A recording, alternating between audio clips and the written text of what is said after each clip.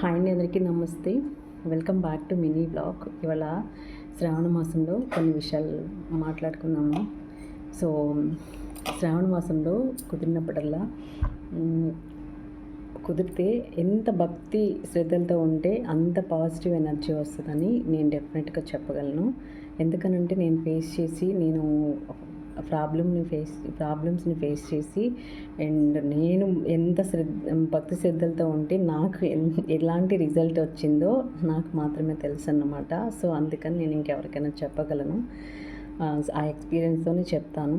So కుదిరినప్పుడల్లా టెంపుల్కి వెళ్ళి ప్రశాంతంగా ఒక 10 మినిట్స్ పాటు అక్కడ ఉండేసి అమ్మవారిని దర్శనం చేసుకుని, మనకి ఏ దేవుడు అయితే ఇష్టమో, ఇష్టదైవం ఎవరైతే ఉన్నారో ఆ టెంపుల్కి వెళ్ళేసి ప్రశాంతంగా ఉండేసి వస్తే ఆ మైండే వేరనమాట. ఆ ప్రశాంతత వేరు, ఆ పాజిటివ్ ఎనర్జీ వేరనమాట.